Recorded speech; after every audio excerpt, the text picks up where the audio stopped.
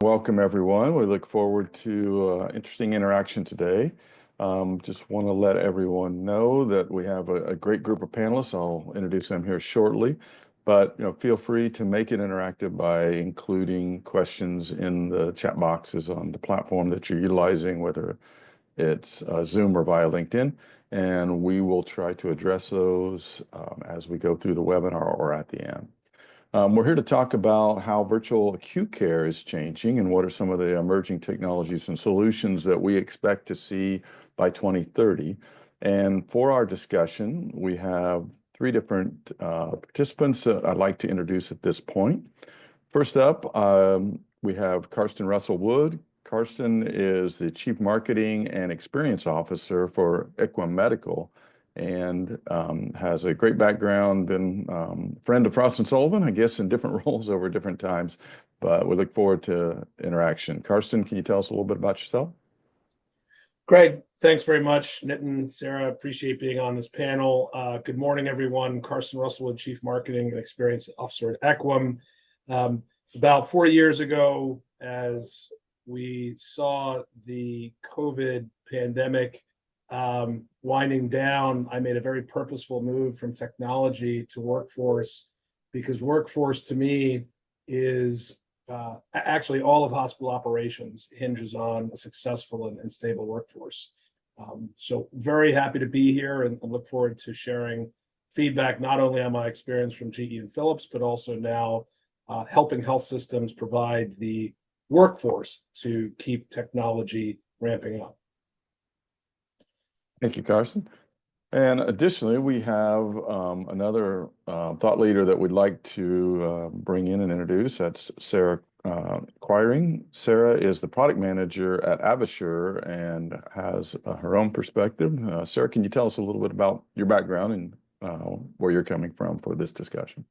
Yeah, good morning, everyone. I'm a product manager at Avasure. Avasure is an intelligent virtual care platform that healthcare providers use to engage with patients, optimize staffing, and blend remote and in-person care at scale. I'm actually a critical care nurse by background, as well as a certified acute care virtual nurse. And at Avasure, in my product role, I specialize in our clinical applications and our AI technologies. So I'm excited to talk with you about virtual care today. Great. Thanks for joining us. And last but not least, we have from Frost & Sullivan, Nitin Minocha. Nitin is a senior industry analyst with our digital health team in the healthcare and life science practice. And Nitin is lead author of many studies in the digital health space, including some in the area of telehealth, as well as a lot of the work we do on AI, Gen AI, coming up, agentic AI as well. Nitin, can you tell us a little bit about yourself? Thank you, Greg. It's great to be on this panel. So I'm Nitin Minocha, and I'm working with the healthcare IT team. As a team, we focus on three broad segments, which is payer IT, patient IT, and provider IT. And we tend to examine the different technologies and the initiatives that are changing these three different markets. One of the models that we closely monitor is the virtual acute care delivery. And during the session, it would be great to share some of our recent findings, as well as the potential the virtual care delivery has to disrupt the established ways of working, albeit constrained by the regulatory uncertainty and changes in the program direction. Thank you, Nitin. And why don't we go ahead and jump right in and start there. Nitin, you could tell us a little bit, give us a little background of the virtual acute care market, some of our research and findings, and some background to structure our discussion today. So let's jump right in. So as Carson pointed out, that COVID-19 pandemic, the onset and the potential closure has changed the way virtual care is being perceived and delivered across the healthcare industry. So the pandemic exposed operational, clinical, and financial challenges within the healthcare environment. And as organizations look at technology to improve or fix these different challenges, there is a need to enhance or look at both how technology can be supported by the actual staffing to really enhance or take the entire system forward. Now, virtual care tries to answer some of these questions or some of these pressing challenges of workforce shortage, accessibility, and capacity issues in different ways. So we would see vendors who are addressing the staffing challenges, while the other vendors are looking at from the technology lens, but it's really the picture of how we can integrate both sides together to really enhance the overall care offerings. As per our last research, we expect the virtual care market to reach about 57.3 billion by 2029, and this is inclusive of both inpatient and the hospital at home environment. And the growth rate, the combined growth rate is about 16.8% during this period. The key drivers for this would be the healthcare system's need for cost-effective solutions and their inherent intention to alleviate workforce challenges and capacity issues. By implementing a virtual care platform, we do see or organizations that have implemented this solution at scale, they've seen improved clinical outcomes, operational efficiencies, better staff health, and increased access to patient population, as well as better or more agile capability to demand or manage the population surge. Some of the key solutions that are available in the virtual care market, these can be categorized broadly into monitoring, active telecare, or providing active consultation between patient or provider or between two providers. And then the last bit is around the managed services, which the vendors bring in. So mostly in 2024, maximum investment was into the remote patient monitoring space, and we saw most of the startups coming in and taking a larger chunk of the pie for getting this technology out in the market. But considering the fact that there have been some instances of changes in the regulatory environment, this scenario is likely to change in 2025. Overall, how a health system can really enhance or draw the virtual care environment, either inside or outside, really depends on how the vendors they choose and the type of business model those vendors have. Now, while staffing-only vendors can provide contract specialists for telemedicine purposes, platform-only vendors focus on providing equipment necessary for virtual care. Hybrid vendors tries to bring both of these things together and provide a more turnkey solutions for organizations looking to deploy virtual acute care capabilities. The vendor selection depends on size of the organization and in terms of their own workforce availability. Larger systems who have an abundant staffing or abundant specialists available, they prefer to partner with a technology vendor. But this scenario is very limited. We cannot classify most of the healthcare systems or hospitals to have the requisite staffing available to really manage the growing surge in the patient population or in the growing demand for virtual acute care. So hybrid vendors or vendors providing hybrid solution that is both technology and staffing is the key to go forward in this. Now, a catch for hybrid vendors here is that they need to focus beyond workforce integration and address operational issues like patient flow and care transitions from hospital to home. If we can have an enterprise-wide approach to virtual acute care or capacity management, hospitals can really benefit from the virtual environment in terms of operational efficiencies, reduce readmissions, and enhance their financial performance or improve their bottom line. With this, I pass on back to Greg to start off the discussion. Thanks, Nitin. So this space in virtual acute care, like acute care market overall, has seen a real uptick in recent years because of staffing, monitoring, financial challenges of healthcare organizations, and that's accelerated as we've seen really since the pandemic. Hospitals we see are partnering with different types of vendors that have necessary infrastructure to make sure they have the infrastructure in place to address the needs for virtual acute care and to make sure there is a seamless experience for their staff as well as patients. So as we look at some of what Nitin discussed, with most of the vendors operating in staffing and technology segments, how is the vendor ecosystem evolving to that more hybrid approach that provides a comprehensive suite of solutions to healthcare organizations? Is that the direction we see? And as we know in digital health, a lot of what drives it is inorganic growth in terms of vendors combining. Is that what we would expect to see in coming years? How do you see the vendor ecosystem evolving or changing? Karsten, maybe let's start with you. Yeah, thank you. And, I'm looking at this graph, and of course, the first thing in my mind is, you started 2024, so we've got this nice 5-year look. But imagine if we started this in 2000 with COVID, right? And would the graph look different? Sure. What we'd see is we went, or hospitals went through a period of panic buying, which was COVID related. And so we saw, crisis or funding-based telehealth adoption, and that led to a lot of disconnected, disparate solutions. We then entered into a phase, which right is around that, 22, 23 phase, where there was significant investment rationalization. This is where and I remember doing some interviews with primary research, Greg and Nitin, and, health systems had, more than 20 platforms. 20, 30 platforms, not uncommon in telehealth. And so the rationalization was to link those up. And ultimately, I think where we are today and, going into 26 and 27 is we finally arrived at a point in telehealth and virtual care where we truly see integration. We see the idea for enterprise modeling, and frankly, the purpose of this webinar, from hospital to home. And as that relates to vendors, we absolutely see that in the vendor space, all vendors are adapting to meet these diverse new needs.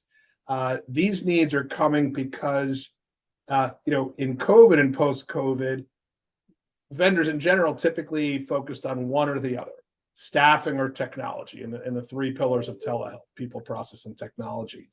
Now, what we're seeing is this goal for integration and partnership.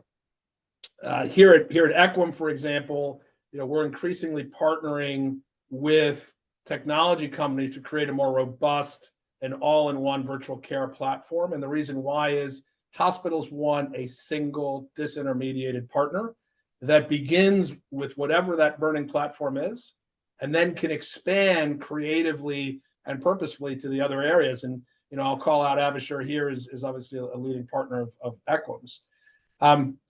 You asked about inorganic and organic growth. Partly COVID, partly because of technology innovation, which has been so rapid, we've seen changes in the market where telehealth technology has moved from a capital device to a subscription device, from a physical endpoint, rolling around the room, to camera in every room. And I think what's critical there as we look at the changes is we now have many vendors, which can also create confusion, and we're going to find consolidation. I predict that we're going to see inorganic consolidation in that space. On the technology side, obviously moving to be more flexible and agile. And on the vendor side, for the workforce, we're going to see more comprehensive alignment of clinical teams so that we can bring not only the solutions for access, which are generally multi-specialty, high acuity, critical care physician teams, as well as the burning need for capacity, which is virtual nursing, sitting, and telemetry. Karsten, it's like you're reading my mind. I would say certainly from, nursing has struggled really since from the time I was in nursing school until today, struggled in terms of our staffing. And we've heard that cost has always been a challenge for hospitals. And I would say from a technology side, we're also seeing that with IT, that IT is struggling with staffing and supporting this wide variety of platforms. And we've definitely seen a trend in the past couple of years for hospital IT and operations to look to reduce costs and then reduce the amount of IT labor by consolidating vendors and platforms. And so really with that consolidation, we're starting to drive towards a requirement that solutions that are deployed in the hospital are highly integrated and that they're connected to the ecosystem of the room. And that could be everything from like medical devices to the medical record to different software applications, all feeding data to the medical record. Really, from a clinical perspective, that's incredibly valuable because our clinicians are overloaded in terms of their workflow and don't need to be in multiple systems. But like Karsten mentioned, as we're seeing this consolidation, I absolutely expect to see more partnerships in terms of staffing and then M&A activity in the market as well. Great, good perspectives. Thank you both. Let's continue the conversation and talk a little bit about the technology side and how we see technology changing. Nitin, I'll let you take the lead here. So like both Karsten and Sarah mentioned, that technology is becoming pivotal in this to manage not to manage, but actually to support the workforce in what they are doing, be it the physical or the virtual workforce. So the success of a virtual care solution in it or bring it together to support the providers. There is an extensive focus on the hardware. As mentioned, that we have the in-room or the connected devices within the room, which includes monitoring equipments, be it wearables or spatial monitors. Then we have the necessary medical equipments, which could be more condition specific, and probably a device which is more like television. Essentials in any of the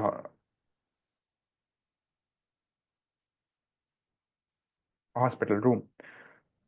Do more with less devices inside the patient room. How can we expand the usability of these end devices which are inside the room to really enhance connectivity and patient engagement with providers, with their families, and with the care teams? To have that sort of connectivity, what is really essential is a strong network infrastructure and solutions. So probably the metropolitan areas which have a better internet connectivity or have a, let's say, are already on the 5G scope, they show a better chance at using these evolved devices or having these integrated devices in place. But for remote or rural areas where they still lack of internet penetration, it's somewhat challenging, and it's also contradictory to the very first aspect why telehealth was considered to be the best in place to really enhance access to care and bring or take the care to the patients who are in remote or rural areas. If we don't have the necessary network infrastructure, it's difficult to really take up that challenge and deliver results on that aspect. The second aspect, which was also pointed out in the discussion, is that these devices generate a lot of data. And till date, I would say 80%, if not 90% data was going to waste. And we were not really sure of how we can utilize the excessive data that is generated by these in-room devices or wearables. But now with the advent in technologies, predictive modeling, better data connectivity and interoperability, there is a strong play of how we can really see a complete view of the patient, a 360-degree view, and then take it forward to support our clinical and operational decisions. Now, what these devices also help is in giving a 360-degree view of the hospital or of your operations. So when you have the complete view of where the patient is at a particular point of care and where your resources are, you can better staff and both assets as well as resources to ensure that there is minimum lag in any of the requirements and patients spend minimum time in the hospitals and decrease their overall length of stay. The second factor which is important is as we are getting a humongous volume of data from these devices, can we easily translate or transfer this data into the medical records, which is essential to creating a holistic or a complete view of the patients. Now, if we have the necessary infrastructure in place to really document the patient-physician conversation, such as we do in the physical settings with the help of ambient scribe vendors. Very few of those vendors really go out and say that our platform is usable in a virtual care environment, or we have a higher success rate in a virtual care environment. So that is the thing wherein if you're having a conversation, how do you transfer everything through the EHR? The second aspect is about the use of agentic AIs or the agentic models, which can help in multimodal analysis as virtual care providers look at data from different avenues and want to go ahead and look for some information. These agentic AI models can help them do specific digging into be it the imaging data or the laboratory data and bring out the relevant insights that is required to take that care decision. These two AI technologies will be broadly supported by generative AI to really enhance or showcase the predictive analytical capabilities of the growing technology environment, as well as bring in pattern recognition and insight generation capabilities to enhance workflows and staff usage and asset usage. Now, overall, this technology will impact, as we see, all the three broader players in the system, be it the providers or the patients and the system itself. Patients get access to the care at the right moment at the right time, and they are more actively involved in their care journey. Providers, on the other hand, look at the technology as sort of a continuous monitoring environment, as well as something that can help reduce the clinical as well as administrative load for them. In terms of the healthcare system, they benefit from the positive that both the staff and the patients are feeling, but in addition, they also see higher staff retention because of the better mental health and better infrastructure, which ultimately results in better clinical outcomes for the patients and finally overall boosts the bottom line of the hospitals.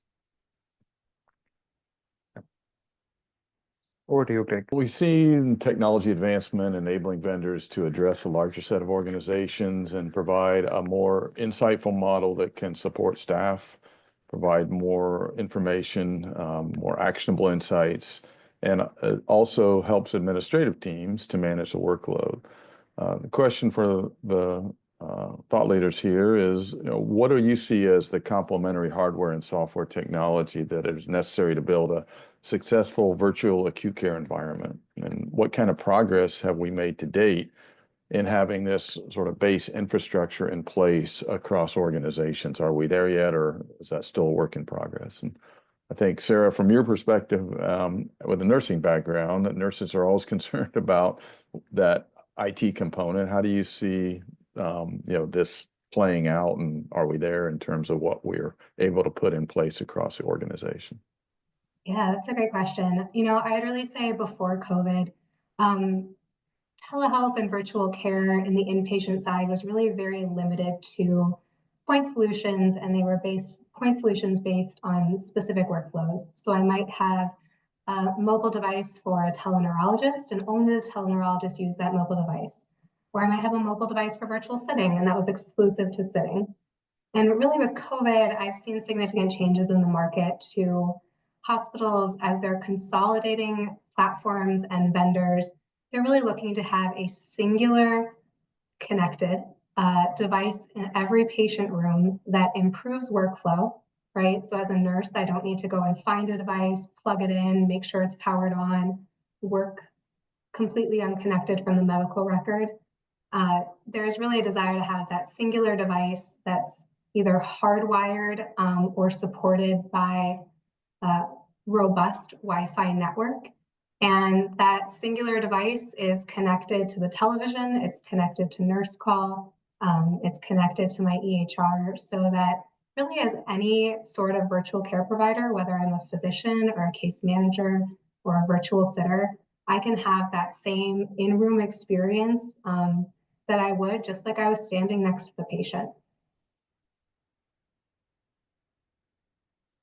Okay, one of the things we've seen in technology development is the integration of AI tools. And one of the things we've seen in relation to that as well is the nursing community saying, hey, we've got to be a part of making sure whatever AI tools are brought into the clinical setting makes sense for the patients as well as the staff. So I guess the question is, what do you see as the impact of advancements in AI models and spatial monitoring devices, as you mentioned, for sitting, for example, on virtual acute care delivery? Yeah, I'm actually really excited about AI and its potential to improve workflow and process efficiency. We've already seen AI for a long time in places like revenue management and radiology. I think I'm starting to see it more widely adapted in the primary care space with like physician documentation. But there's a lot of workflows in the hospital and kind of repetitive tasks that AI really has the opportunity to optimize and just hasn't been tapped yet. So particularly in the virtual care market, I'm seeing a push towards this more connected ecosystem in the patient room where AI is gathering data from installed either cameras or sensors like LiDAR and radar. One of the workflows as a nurse, especially as a critical care nurse, that I'm most excited about is the ability to contactlessly and continuously monitor patient vital signs. And really for a couple of reasons. One is that when you are able to continuously monitor patients, you're also able to determine if a patient is potentially going to deteriorate and prolong their stay in the hospital or have an unfortunate outcome. But also you're not tying patients down with cords and monitoring. And if you can imagine, if you're a confused patient in the hospital, that could be really distressing. Or if you're maybe a younger patient in the hospital getting up for the first time, you're tangled up in all your cords and that suddenly becomes a risky situation for you. So I think there's a lot of potential there. In terms of where hospitals are for deployment, I'm really starting to see hospitals just begin to put together governance around AI and how they assess their models and then determine risk. And ultimately, I think there's a component of how do we manage the data that's flowing from our system to AI and potentially back again. So I think hospitals are working to kind of wrap their heads around that and make a plan to move forward. Okay, that makes sense. Carson, Greg, anything you want to add there? Yeah, I love listening to Sarah in this conversation, and immediately as I look at the Frost data that you showed me here, I think back to the Frost data from 15 years ago when we looked at EICU and tele-ICU and where really acute telehealth began.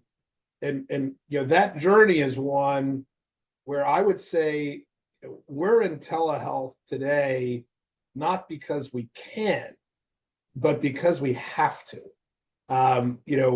The operations of hospitals, the margin, the lack of resources and workforce that we've talked about is not sustainable. And the big shift in the past year to me in telehealth is we've moved from a clinical model and soft dollar value proposition to an operationally led hard dollar CFO and COO conversation. And that is probably the biggest inflection point that telehealth has benefited from because of the advancements that Nitin has studied and presented here. This wasn't possible. Virtual nursing was not possible 15 years ago when we were trying to implement it, and endpoints and interoperability did not support a camera in every room.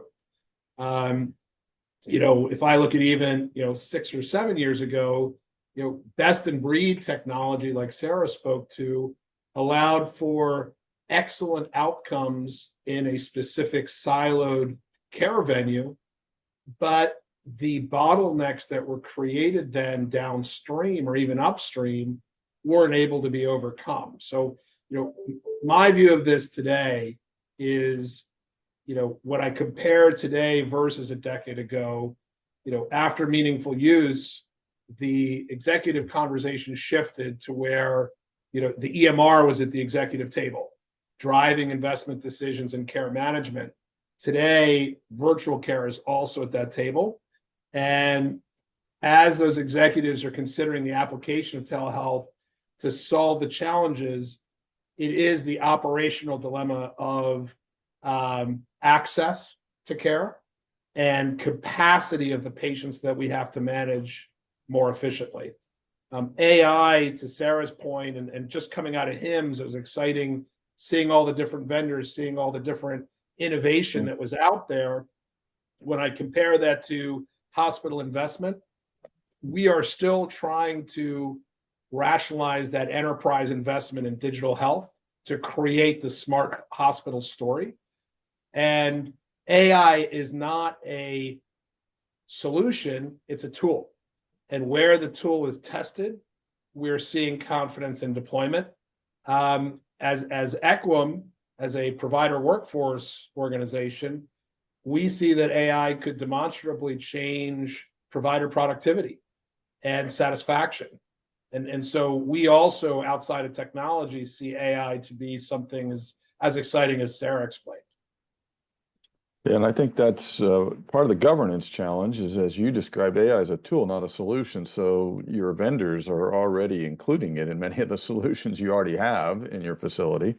And you may not even be aware of it in some cases, mostly on the administrative side, as Sarah described. And I think, it's a different discussion when we get into the clinical end, where there has to be more, I guess, less opaqueness and more overt discussion of how it's being utilized. You did mention, Karsten, one of the topics related to a question that we have from the audience, which was, do you foresee a camera in every patient room to the coming need to facilitate telehealth, telesitting, and even remote patient monitoring? Is that something that you two see as the next step, going to have a camera in every room? Yeah, I can jump in on that. I absolutely do. Karsten, one of the things that we haven't talked about is really the change in the consumer. I think COVID has kind of accelerated this environment where we really expect everything to be digital and almost instantaneous, and healthcare has not adapted in that same way. I certainly see virtual care as a way for patients to have their educational needs met by their providers, to engage with them more frequently, and then also virtual care as a way for patients to be able to kind of self-service some of their own needs in terms of, like, for example, ordering lunch in the hospital, or engaging with education, or making requests to turn up the temperature, or get a blanket. Consumers expect that more and more. And I think really, as hospitals look to invest in that infrastructure, that's going to be a huge patient satisfier. So I certainly see a device in every room being the future. And particularly if you're going to run AI models, it really makes more sense to have that kind of across your entire hospital for operational efficiency. Yeah. When I find that I keep comparing epics of telehealth from 10 years ago to today, but to me it's very helpful, and even in the conversations we have with health systems. I think Sarah is absolutely right when we look at camera in every room, but a decade ago, the strategy most organizations had was a head wall down, or ceiling down perspective in telehealth. Today we're in a foot bed, or bed of foot bed up philosophy, where we have the digital bed boards coming into every room. And to Sarah's point, there's very little in our consumer lives that doesn't have integrated audio video. In the hospital, where we're seeing camera in every room create a remarkable new strategic dilemma, is who is actually using that camera and how. When we put a camera in every room, are we going to saturate the patient with clinical resources, operational resources, family members engaging that patient and staff? The reality is, we're going to see two-dimensional care. We're going to see hospitals deploy and standardize on a bedside care management protocol. And we're going to have a second dimension of care, which will be a virtual care team. And those camera in every room, smart hospital installations will be supported by dynamic virtual resourcing that's driven by AI, that's driven by care plans. So as a patient needs a certain resource to optimize patient flow, for example, discharge, it could be that a post-cardiac surgical patient requires a hospitalist to sign off on discharge papers to optimize their length of stay, which isn't available at the bedside. However, that could drive a virtual hospitalist to enter into the room, complete the instructions and the sign off, and have that patient discharge. Or have a nurse enter the room and support medication reconciliation, discharge protocols, etc. So at Equum, for us, having a comprehensive services suite will allow us to modulate, and what we call dynamic virtual resourcing, modulate those resources based on that endpoint need across the continuum. And again, AI is going to have to be that traffic network system that allows us to know where those resources need to go. Yeah. Great, very interesting discussion. Sorry, go ahead. Yeah.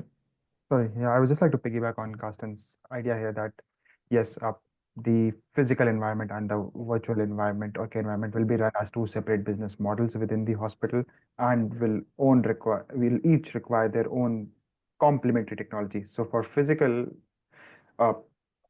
suite, we already have different solutions which enable workforce management, staffing, asset management, and the operational capabilities. They are well defined. But when it comes to virtual care, so organizations would expect that vendors who are bringing in the staffing or the technology solutions to have a background partnership, or they also have extensive technology to really support the staff alignment and ensure that the staff is readily available for any or every need as the patient wants. And this is something which is challenging because as we know, there is a staffing shortage, and having or managing the staff that we have on the virtual care board and really implementing or ensuring that they're always available is the key aspect of delivering an efficient virtual care environment. Great. Thank you. That's very good. Let's jump to our next topic and last topic, which is on the regulatory side. Nitin, if you'll walk us through sort of an overview, and then we can get into some of the Q&A. So as we have been discussing, so we have had a lot of discussion about hospitals and how they will manage the entire capacity or ensure access within the boundaries. But what about the changing business model where we are taking care to patients' home, or the hospital at home model? It has become an pretty deeply integrated in the way the care is delivered right now. And the model is more or less here to stay, depending on the support given by the different policy administrators as well as the industry stakeholders on how they manage or circumvent the policy decisions. So a strong partnership between different stakeholders, which is your providers, community support groups, nurses, IT vendors, is really essential to having a strong hospital at home program and really facilitating the management of acute conditions in the home environment. While patients do get to heal from the comfort of their home and providers get to meet patients where they are, this model really faces some challenges because of A, the regulatory issues we discussed, and B is the cybersecurity. We have been talking a lot about disconnected devices in the hospital environment and how organizations are now looking at bringing everything together on a single network. But when we transition this to the home environment, we introduce devices that are owned by the patients or that are managed by the patients, which might not be available on the hospital environment. So how do we ensure that or de-risk the cyber threat from these devices when we want to implement the program at scale? The second bit is around the regulatory uncertainty. With limited extensions of waiver going in place, how can we expect payers or even IT vendors to really invest in a technology or in a space where they are not sure that almost all organizations would go ahead and adopt it? So until these two challenges are really answered, or these challenges are answered in the value proposition, it's difficult for vendor or even healthcare organizations to really enhance their hospital at home program. So what we have seen is that the program has had both its supporters as well as critiques. And the biggest critique that we get for a hospital at home program is that it's sort of a home all alone, or is a great threat to patient care because there's no physical staff to actually monitor.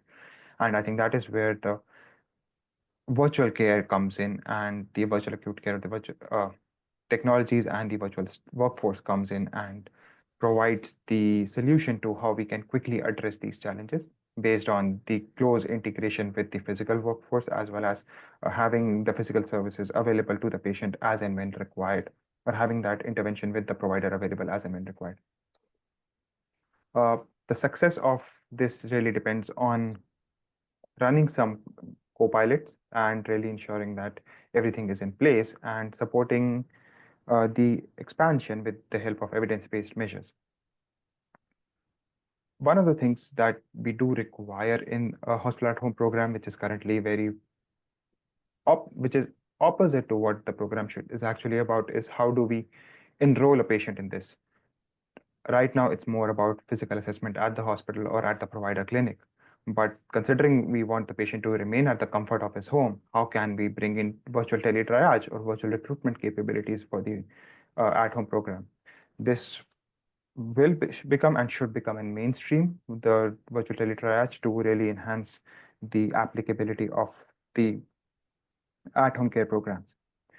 The last bit is what we have seen is the success of this program. So single payer systems or provider systems are at an advantage here when it comes to the hospital at home programs because of their inherent structure and their capability to be more agile in terms of their offerings and how they then reimburse for it. So if the regulatory scenarios continues, we would expect more integration or more partnerships between payers and providers to really take this program forward and have a more robust hospital at home or a more agile hospital at home program, which can then enhance or actively engage patients as well as deliver the necessary results that we expect from this. Over to you, Craig. So there's a variety of ways we can look at the regulatory side and how it impacts technology and competition. Let's start with maybe the technology side. And we have inpatient, we have at-home virtual care, acute care, that are two ends of that virtual care delivery spectrum. And both of these segments have shown a tendency towards increased adoption of virtual care solutions. And so the question is, what are some of the similarities and differences in terms of the workflows, the partnerships that vendors and customers need to put together, hardware, software requirements that need to be addressed by vendors in any segment as they look to expand their services into the other segment, at home or inpatient? Karsten, maybe let's start with you on this one.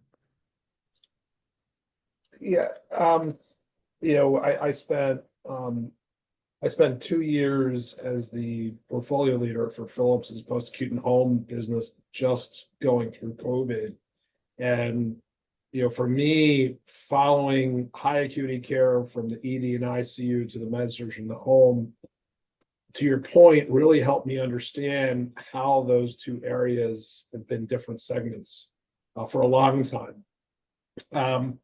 Admittedly, we still face the fact that reimbursement and frankly overall market value for any vendor is different between the acute side of telehealth and the post-acute side.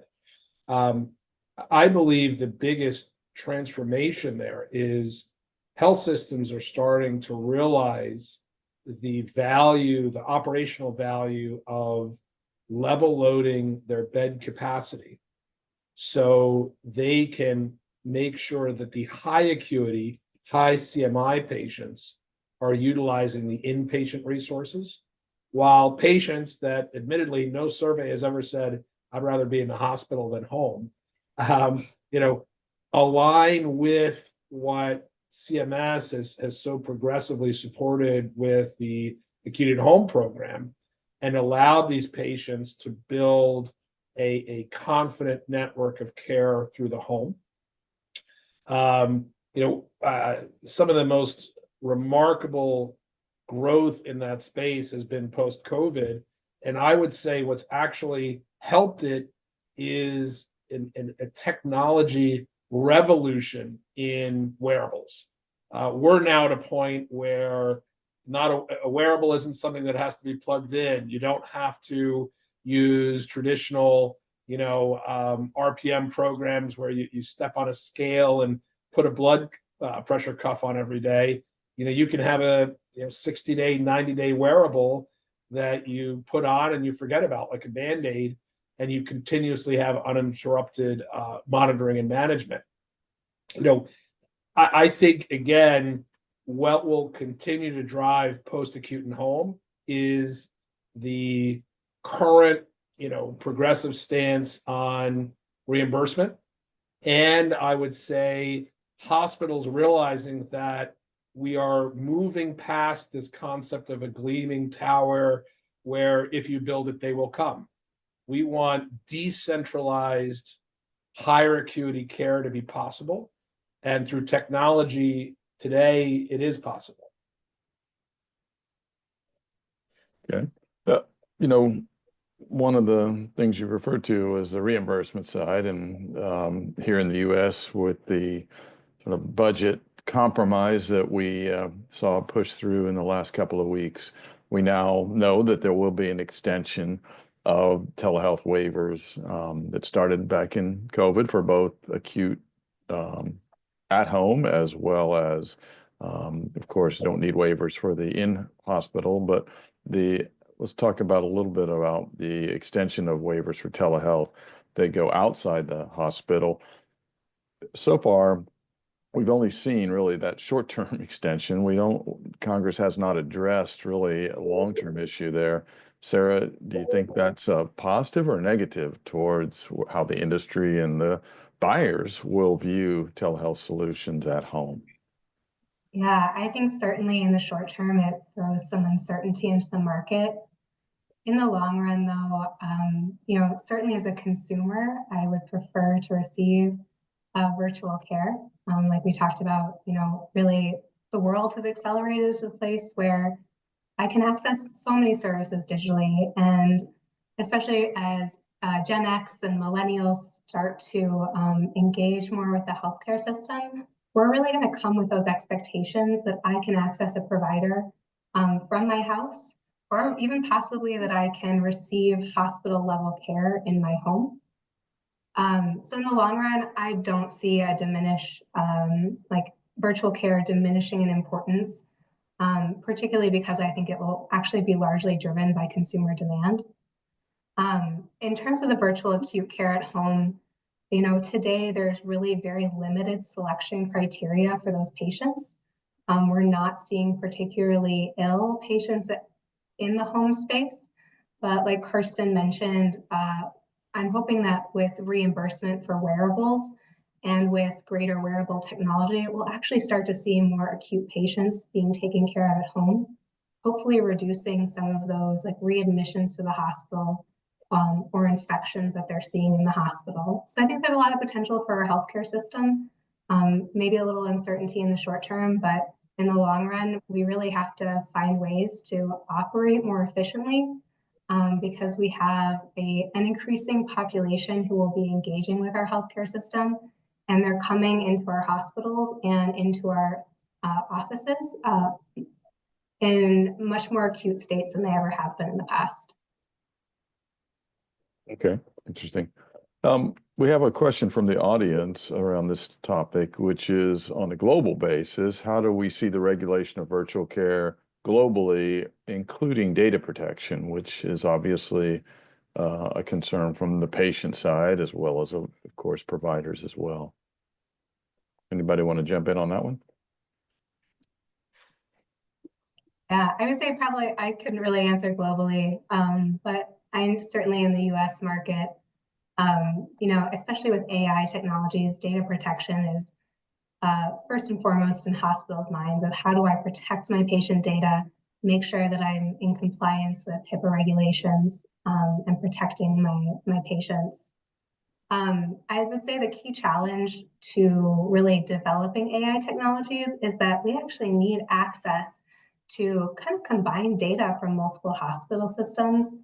And so there is some, I think, work in place to make sure that AI companies and different technologies can access de-identified patient data to start building models to drive patient care forward. But that is definitely a space where I think we're still evolving in the marketplace of how we manage data and who can access data and how we aggregate it together across the nation. Yeah. Just on that, so we are also seeing a lot of localization in how the vendors are being adopted and being recruited for these programs. So in specific regions, we do expect local vendors to come out on the top of the more of the global vendors to really support these programs, and because they are more aligned with the local data protection and cybersecurity policies. So essentially, when we have or compare, if an organization has to compare a global versus a local vendor, they'll see who is more closely aligned with their regional policies and then accordingly make decisions to adopt a service. It might mean that they have to wait on some of the technological advances, but having the security that the patient data is protected and is more aligned with the requirements will be essential in the longer term. Yeah, that's a really interesting point. I think in the long run too, medicine is really based on population statistics. And so I'm hesitant to fully limit data to being local because it can be very beneficial to have those large populations to study and to really drive like clinical decision support from that large data set. So yeah, I'll be interested to see how that plays out in the next couple of years. Yeah, so like locally is one aspect, but we also are seeing some of the regional interoperability initiatives, like we have the EU health data space, or in LATAM, we are having a combined health data space. So they will be essential in providing vendors with the necessary or the de-identified data for product development or for bringing in new solutions into the market. And eventually, if those data are standardized, regulations are standardized across regions to some extent, we will have a greater interplay of both local and global vendors to really support advancement in this. And I think, the reality is that COVID, if we say, let the virtual care genie out of the box globally, not just here in the US, in that, you had, to be honest, a lot of Europe, a lot of Latin America, there were strong regulations against virtual care in some cases because doctors and doctors' lobbies were trying to protect their own position and wanted to, get reimbursement for seeing you face to face. But with COVID, that wasn't possible. New options opened up, technologies improved, and now we see really around the world telehealth being adopted much more readily. And the, political or lobbying barriers that might have existed in the past are now sort of on the other side, accepting that, hey, this is another way to keep track of my patients. And as we explained in some of the discussions, have a more ongoing data set, especially when you look at chronically ill patients, et cetera. So I think it's going to be really hard for organizations in the broader sense of telehealth or any country to say it's going to go backwards, except for data protection is that I think the potential New York Times headline that maybe sets the market back somewhat, but there's always solutions to address that technologically over time.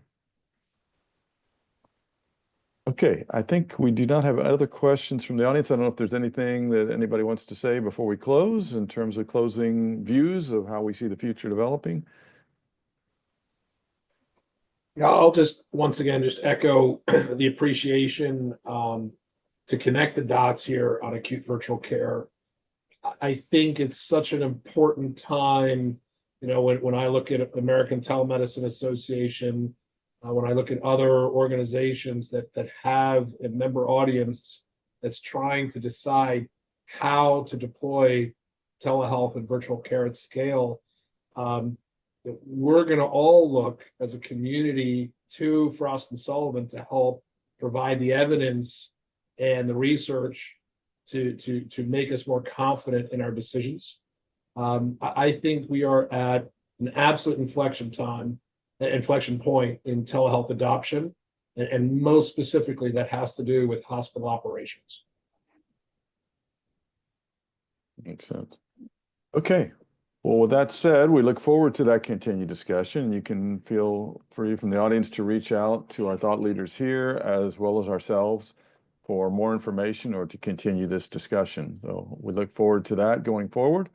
Thank you, everyone, for making the time today. Please share the on-demand version of this webinar with your colleagues or others, other interested parties. And we look forward to meeting up again in another month. So thank you much, everyone, and have a great day.